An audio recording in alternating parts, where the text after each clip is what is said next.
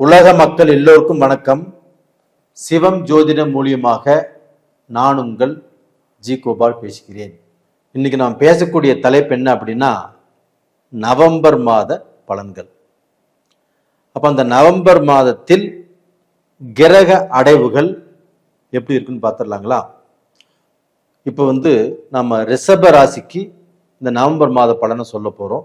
இந்த ரிஷப ராசிக்கு இந்த கிரக அடைவுகள் எப்படி இருக்குதுன்னா, 3ஆம் இடத்தில் கடகத்தில் குரு பகவான் உச்சம், அது போக 4ஆம் இடத்துல கேது பகவான், சுக்கிர பகவானும் உங்களுக்கு நவம்பர் 2ஆம் தேதி பெயர்ச்சி ஏறுறாங்க.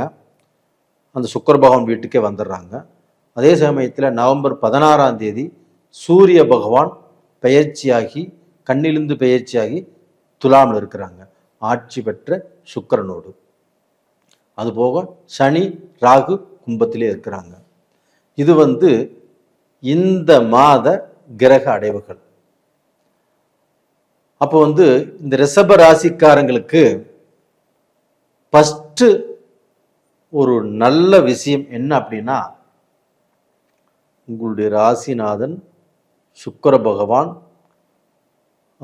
ராசிக்கு 6ஆம் இடத்தில் துலாம்ல ஆட்சியா இருக்கிறாங்க. அப்ப நம்ம ராசிநாதன் நம்மளுக்கு ஆட்சியாக இருக்கும்போது நல்ல பலனை கொடுப்பார். அப்ப அந்த நல்ல பலன் என்ன பலன் அப்படின்னா, சுக்கிர பகவான் இல்லையா, உங்களுக்கு கலைத்துறை, இயல் இசை நாடகம், ஒரு கேமராமேன், ஒரு கதை எழுதுறது, இதுல நீங்க துணிஞ்சு இறங்கலாம். அதுல ஒரு நல்ல வாய்ப்பு உங்களை தேடி வரக்கூடிய வாய்ப்புகள் இருக்குது. இல்லைன்னா இத்தனை நாள் நீங்க போட்ட முட்டு வலிக்கு இப்ப நல்ல பலன் கிடைக்கும். அது போக நீங்க டிபார்ட்மெண்ட் ஸ்டோர் சம்பந்தப்பட்டது, டெக்ஸ்டைல் சம்பந்தப்பட்டது, அது போக உணவுத்துறை சம்பந்தப்பட்டது, அது போக இன்ஜினியர் சம்பந்தப்பட்டது, இந்த மாதிரி விஷயத்துல நீங்க இறங்கும்போது கண்டிப்பாக நல்ல பலன் கிடைக்கும். அது போக இந்த பீரியட்ல உங்களுக்கு செவ்வாய் பகவான் ஆகப்பட்டது உங்களுடைய ராசிக்கு 7ஆம் இடத்துல இருந்து அது 7ஆம் பார்வையாக உங்களுடைய ராசியவே பார்க்குறாங்க. அப்ப என்ன ஆகுனா, கொஞ்சம் வீரம், கொஞ்சம் அந்த வீரத்தினால நாம் எடுக்கக்கூடிய முடிவுகள், நம்ம ஒருத்தர் கூட சண்டைக்கே போனாலும் அந்த வீரத்தினால நம்ம அடிச்சு அவங்கள பார்த்தீங்கன்னா பிரச்சனை பண்ணி விட்டுருவோம். அவங்க போய் ஏதோ கேஸ் கொடுத்து அந்த கேஸ் போலீஸ் ஸ்டேஷன் கோர்ட்டு கட்சியில் போகக்கூடிய வாய்ப்புகள் உருவாகும். அதனால அந்த இடத்துல மட்டும் கொஞ்சம் நிதானமாக இருங்க, எதற்கும் அவசரப்பட வேண்டாம். இந்த செவ்வாய் உங்கள் ராசியை பார்க்கறதுனால கொஞ்சம் துணிச்சல் அதிகமாக இருக்கும், தைரியம் அதிகமாக இருக்கும். அது போக இந்த செவ்வாய் உங்களுக்கு 7ஆம் இடத்து அதிபதி அப்படிங்கிறதுனால உங்களுக்கு அந்த செவ்வாய் 7ஆம் இடத்துல இருக்கிறதுனால ஏதாவது நம்மளுக்கு செவ்வாய் தோஷம் அப்படின்னு ஒரு சிலர் நினைப்பாங்க. 7ஆம் இடத்துல செவ்வாய் இருந்தால் செவ்வாய் தோஷம்தான். ஆனால் அது அந்த 7ஆம் இடத்துல அந்த செவ்வாய் ஆட்சியாக இருக்குது. அது மட்டும் இல்லை, அந்த குரு பகவான் 5ஆம் பார்வையாக அந்த செவ்வாயை பார்க்கிறார். 7ஆம் இடத்துல செவ்வாய் ஆட்சியாக இருப்பது செவ்வாய் தோஷம் இல்லை.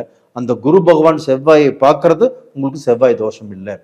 அப்ப தோஷம் இல்லாமல் யோகத்தை கொடுக்கும். அப்போ பார்த்தீங்கன்னா நீங்க ஏதாவது ரிலேஷன்ஷிப்ல இருந்தீங்கன்னா அது இந்த பீரியட்ல ஒர்க் அவுட் ஆகும். இதுக்கு முன்னாடி பிரேக் இருந்தாலும் சரி, உங்களுக்குள்ள வாக்குவாதங்கள் இருந்தாலும் சரி, இல்லை ஒருத்தர் விரும்பிட்டு இருந்தாலும் சரி, அதை பற்றி இப்போ குடும்பத்தில் நீங்கள் அந்த தகவலை கண்டிப்பாக போடலாம். அது உங்களுக்கு சக்ஸஸ் ஆகக்கூடிய அளவுக்கு வாய்ப்புகள் இருக்குது.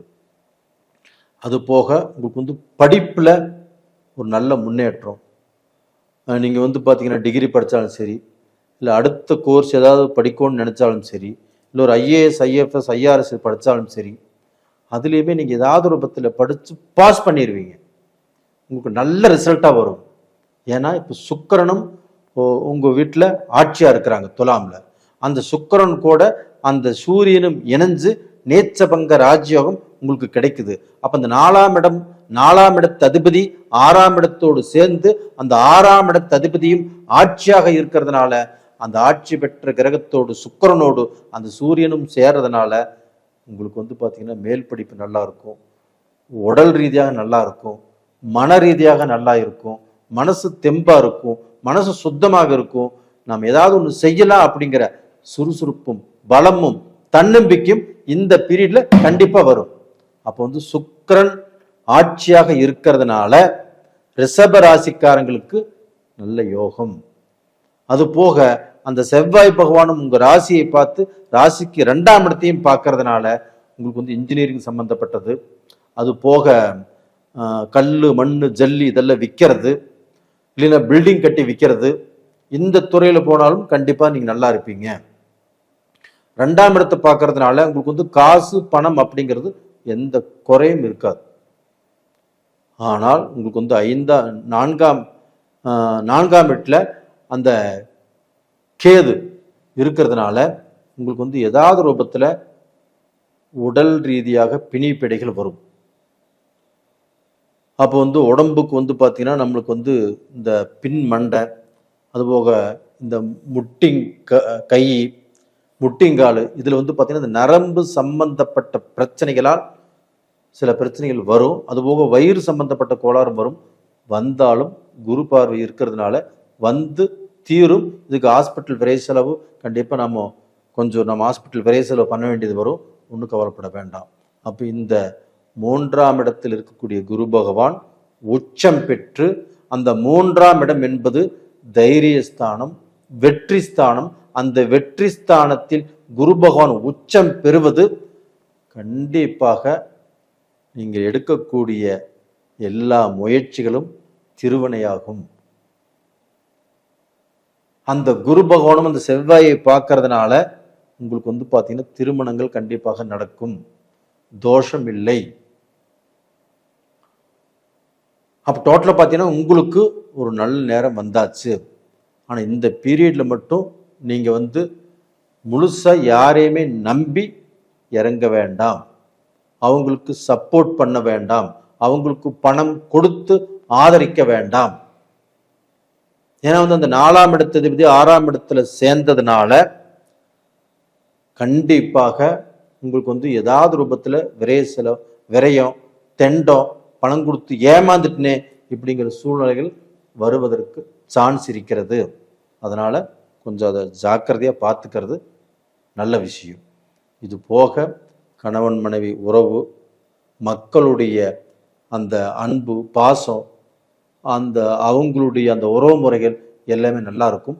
மக்களால் நீங்கள் பெருமைப்படுவீங்க, சந்தோஷப்படுவீங்க. அப்போ டோட்டலாக பார்த்தீங்கன்னா இந்த பீரியடில் வந்து பார்த்தீங்கன்னா நீங்கள் வணங்க வேண்டிய தெய்வம்,